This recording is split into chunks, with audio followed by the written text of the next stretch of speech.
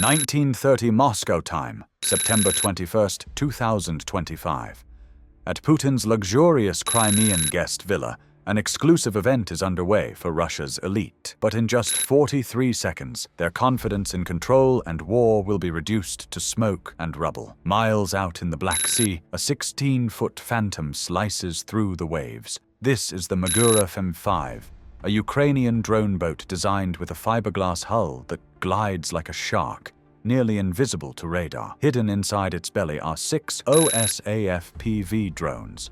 Think of them as 13-inch guided missiles, each carrying a 1.5-pound shaped charge. These charges don't just explode, they channel their force into a superheated jet of metal, fast enough to punch through concrete and steel as if they were paper. The Foros Sanatorium, a manicured cliffside retreat where Russia's powerful come to relax and plan. Next door sit state-owned dashas and FSB outposts.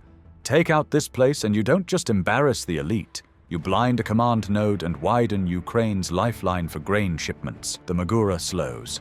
A hatch yawns. One by one, 6 black needles slip into the sea. In an instant they explode forward, skimming the water at 60 miles per hour, their wakes whispering in the half-light. They fly in a formation born of obsession and ingenuity, the ghost chain. The lead OSE spits out a cloud of aluminum chaff, 500 thin strips, and becomes a rolling mirage on radar. For a moment, the sky is full of enemies. Behind that paper storm, the other 5 hug the base of the cliff, using rock and sea clutter as cover. Radar sees confusion. Human eyes see nothing real. A sudden 20-knot gust slams the swarm. Drone 3, the one with a corroded antenna from a previous sortie, begins to wobble. Its targeting drifts by 2.3 degrees. In a concrete bunker deep under Odessa, an operator's palms go slick. He fights the controls with one hand, reading telemetry with the other. He's the mission's safety net. Without him, tiny machines become useless debris. On the cliffs, a Spetsnaz sentinel sweeps his thermal scope. A hot pixel flares.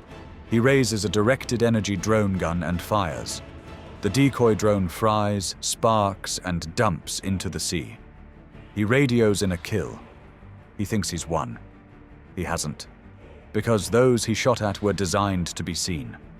The real killers, 5 others, are slipping like eels below the radar line, level with the cliff shadows. The radar at Yalta lights up. It doesn't resolve 6 small signatures. Thanks to the ghost chain, it reads a single enormous contact. The system's computer gives one blunt verdict. Enemy. Engage. A multi-million-dollar missile lights, screaming at Mach 3. In Odessa, the operator watches the intercept track and allows himself a quiet grin. Let them waste it, he thinks. The missile slams into the chaff cloud with a blinding flash, an impressive detonation that on a screen looks decisive. On the ground, radios crackle with triumphant shouts. They have destroyed the swarm, only they've destroyed foil. From 10 miles out, the Magura plays its next card, electronic mimicry. It broadcasts a signature like a large freighter.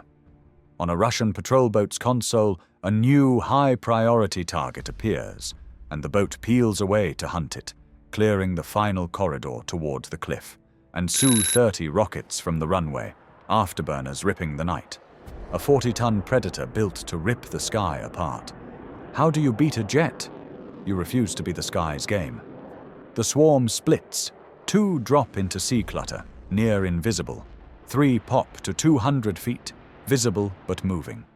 The Su-30 pilot is forced into impossible geometry, juggling targets at different altitudes and speeds, each threading dangerously close to civilian villas. Hesitation is a weapon. The Russian command resorts to brute force.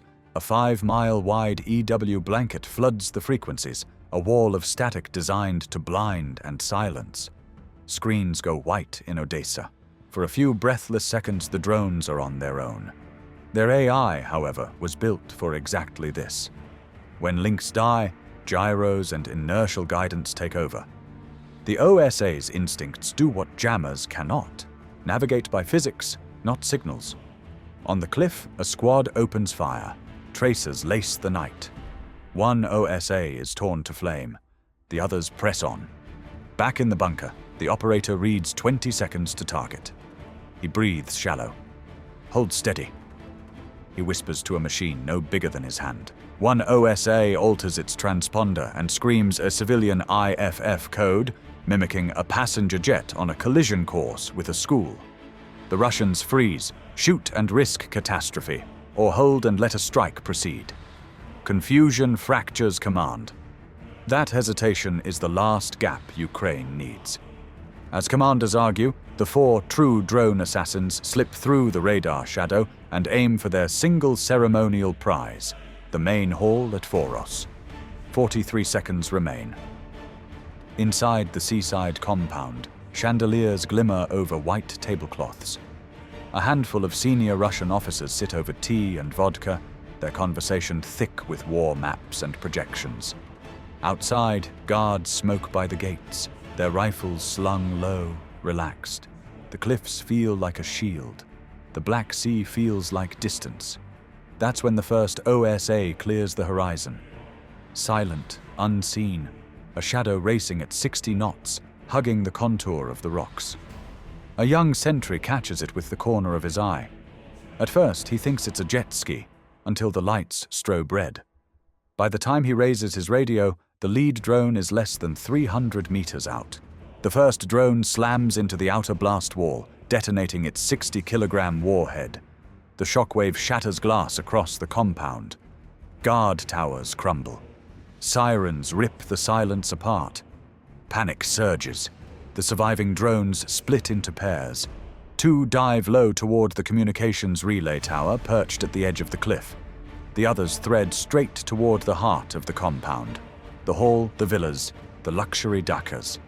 1936-40. The relay is gone. A bloom of fire and smoke bursts where the tower once stood, cutting off local secure lines. Russian officers inside are suddenly deaf, shouting orders no one hears. The blackout is complete. 1937. The Su-30 roars back overhead. The pilot lines up a strafing run. 30mm cannon shells rain down, carving the cliffside and slashing white plumes from the sea. One OSA disintegrates instantly, its debris scattering across the waves. Another flips from the blast wave, veering off course before slamming uselessly into the rocks. 2 remain. 1937-15. The penultimate drone powers straight into the villa, belonging to an FSB commander. The impact tears half the structure apart, flames roaring into the night sky. Secondary explosions ripple, fuel lines, ammo caches hidden inside. The villa collapses into rubble. The last OSA is the ace. It threads under tracer fire, weaving through collapsing rubble, climbing just enough to clear the shattered blast wall. Operators in Odessa lock its trajectory. The main hall, 1937-41, impact. The drone detonates inside the building. Walls bow outward, a ball of fire erupts, and a column of smoke curls into the night. Russian officers scatter, their command table reduced to dust. Every camera, every satellite overhead sees the moment. A billion-dollar fortress reduced to rubble by machines that cost less than a luxury car. 1938. Russian panic spreads. The Su-30 circles aimlessly, hunting targets that no longer exist. The patrol boat hunts a phantom freighter on its radar. The air defense grid reports victory, yet fireballs rise behind them. Confusion is complete. For 20 minutes, Crimea's southern coast is blind, deaf, and bleeding. 1945. The kill box closes. Ukrainian operators execute the final phase, withdrawal. Survivors, one crippled OSA limping at half speed, are self-destructed in the water to prevent capture. Telemetry streams home until the last packet vanishes. In Odessa, the bunker erupts.